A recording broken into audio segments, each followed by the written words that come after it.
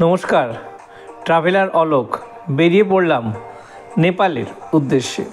এবারে আমাদের মুক্তিনাথ, তার সঙ্গে অনেকগুলো জায়গা রয়েছে। আমরা 13,021 অর্থাৎ রক্সল, হাওড়া রক্সল ট্রেনে উঠলাম। হাওড়া থেকে ট্রেন ছাড়ে ঠিক 3:50, কিন্তু এবার একটু দেরি করে ছেড়েছে। ওপাশে বন্দে ভারত ট্রেন যথাসময় একটু দেরিতেও ছাড়লো, কিন্তু আমরা অনেকে এখনও দেখছেন দৌড়চ্ছে ওঠার জন্য। যাই হোক, মিথিলা এক্সপ্রেস হচ্ছে 13,021। তো এবার আমাদের সঙ্গে রয়েছে দাদা, মানে স্বপনদা, আনন্দ দর্শক, ভদ্রদা,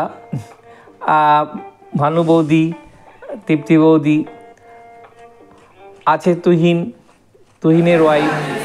তো আমরা विशाल भाई এবারে চলে এসেছি সরাসরি পোখরাতে। তো পোখরাতে যে হোটেলে উঠেছিলাম তার কথা থেকে। और बाकी सर्विस भी बढ़िया है हम लोगों का। ठीक है, लेक साइड के किनारे में है। वॉकिंग डिस्टेंस 5 से 6 मिनट यहाँ से लगता है तालवाड़ी टेम्पल जाने के लिए। सबसे बढ़िया बात है इसका बहुत फ्रेंडली बिहेवियर और इसका सर्विस बहुत अच्छा है। देखते हैं कितना भीड़ है अभी। हाँ, तो ये होटल में हम रुका, हम 4 नाइट स्टे किया। तो बहुत बहुत धन्यवाद। इसका स्टाफ भी बहुत अच्छा है, बढ़िया, हम लोग को बहुत अच्छा लगा है। कभी ज़रूर आएगा तो आपका पास ही आएगा। Okay, thank you. পোখরারই একটা বিখ্যাত মন্দির কেদারনাথ মহাদেব মন্দির। কেদার মহাদেব মন্দির, এই মন্দিরটা কিন্তু একদম পাওয়া লেকের পাশেই।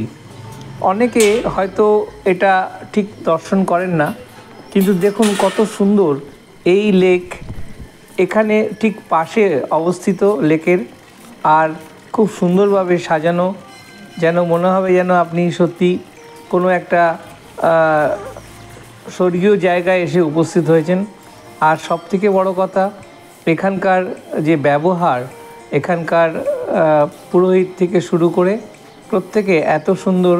আর আমাদেরকে এখানে রুদ্রাক্ষর, অরিজিনাল রুদ্রাক্ষর, কোনো রকম না, মানে একদম গাছ থেকে পড়া সেই রুদ্রাক্ষর আমাদের এখানে দিয়েছিলেন।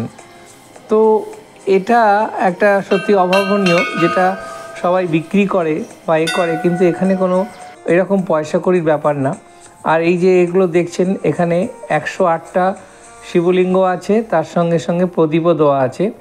তো যারা শিবলিঙ্গ দর্শনও করবেন বা তাকে প্রণামও জানাবেন, সেই জায়গাটা অনেকটা এরিয়া নিয়ে এই কেদারনাথ মহাদেব মন্দির।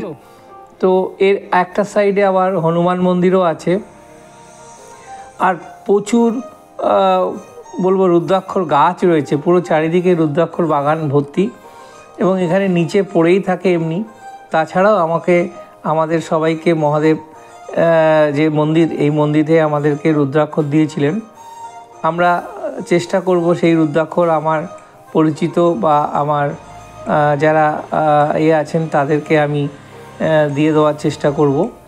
তো এটা একটা আলাদা পাওয়া, কি বলবো, খুব সুন্দর লেগেছে এই মন্দির। এবং এই মন্দিরের ভেতরটাও দেখুন, দেখতেই পাচ্ছেন কত সুন্দর। আর সবথেকে বড় কথা হচ্ছে এখানে সব ছোট ছোট শিশু, মানে বিশেষ করে ছেলেরা এখানে পড়াশুনো করে এবং মন্দির পরিচালনা পুরো এরাই করে। তো এই পাঠশালা, যেটা আমরা ছোটোবেলায় দেখেছিলাম, সেই পাঠশালায় যে রুদ্রাক্ষর দেখছেন, এই রুদ্রাক্ষরগুলো আমাদেরকে দিয়েছিল এখানকার এই ছোটো ছোটো ক্ষুদে পুরোহিতরা। তো এ একটা অসম্ভব দারুণ এই হনুমান মন্দির দেখতে পাচ্ছেন, খুব সুন্দর, এবং নিত্য পুজো হয় এখানে। এই মন্দির চত্বরে অনেকগুলো রয়েছে, শিবলিঙ্গ থেকে শুরু করে সব কিছু আছে। তো এই মন্দিরটায় আসলেই অনেক কিছু আমরা দেখতে পাচ্ছি। তো সেই এর মধ্যে এটা একটা অন্যতম। এই হনুমান মন্দিরে আমরা মহাবীর মন্দির বা হনুমান মন্দির যাই বলুন, তো এই মন্দিরে আমরা পুজো দিয়েছি। আর সেই সঙ্গে সঙ্গে 108টা যে শিব আছেন এবং প্রদীপও জ্বালানোর ব্যবস্থা আছে, সেগুলোকে আমরা পরিদর্শন করেছি। এখানকার যা নিয়ম, সেই নিয়ম মেনে। তো আমি বলবো, যারা আসবেন নেপালে, পোখরাতে তো অবশ্যই আসবেন। পোখরাতে আসলে এই মন্দিরটা কিন্তু একদম পোখরার যে পাওয়া লেক আছে সেই পাওয়া লেকের পাশেই একদম অবস্থিত, এবং এটা কিন্তু অবশ্যই দেখবেন। এটা খুব সুন্দর সাজানো গোছানো। আর পোখরা এমন একটা শহর যেখানে সত্যি এটাকে কুইন বলা হয়, নেপালের এটা কুইন। এই জায়গাটা এত সুন্দর সাজানো গোছানো, আর এখান থেকে পুরো যে হিমালয় রেঞ্জ পর্বতশৃঙ্গগুলো পরিষ্কার দেখা যায়। পোখরাতে কেদারেশ্বর মন্দির যাচ্ছি। কেদারেশ্বর মন্দির পোখরাতে বহু প্রাচীন মন্দির। এই মন্দির দীর্ঘ কয়েক শত বছর আগে স্থাপিত হয়েছিল। তখনকার বিভিন্ন বৌদ্ধ সম্প্রদায় থেকে শুরু করে সব সম্প্রদায়ের লোক এই কেদারেশ্বর মন্দিরে এসে পুজো দিতেন। আর এর পাশেই হচ্ছে পাওয়া লেক। পাওয়া লেকের এখানকার সবথেকে বিখ্যাত এবং বড় লেক হচ্ছে পাওয়া লেক। এখানে একটা দুর্গা এও আছে। সব কিছু নিয়ে আমরা আজকে রয়েছি কেদারেশ্বর মন্দির। এখানে দেখুন নেপালিরা কী সুন্দর, এই ছোট্ট মাঠ, তেমন কিছু নেই, তাও এরা সব খেলাধুলো নিয়ে ব্যস্ত।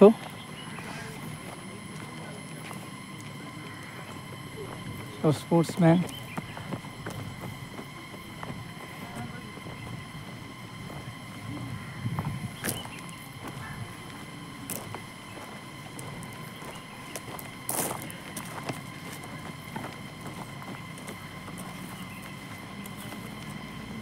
নেপাল ফুটবল একাডেমি পোখরা, এরা এখানে প্র্যাকটিস করে। কত কম জায়গার মধ্যে এরা এখানে খেলাধুলো করছে। এই সীমিত জায়গায় ওরা সুন্দর প্র্যাকটিস করছে। আমরা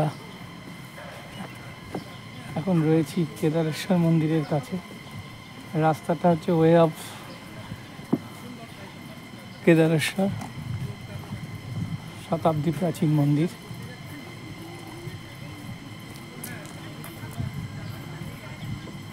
आप यहाँ का ही हैं? अच्छा अच्छा, ओके। कहाँ? कलकत्ता से। पहले? हाँ पहले। कब है? पहले आऊँगा। नेपाली नहीं समझता।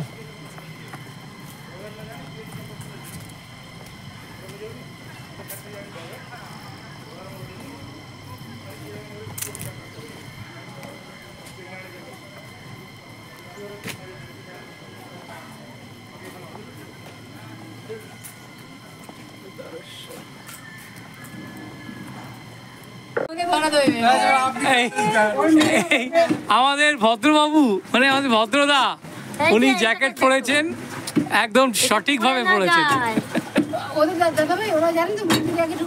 হ্যাঁ সব জানে। भैया आपका नाम क्या है? संदीप की? संदीप पटेल।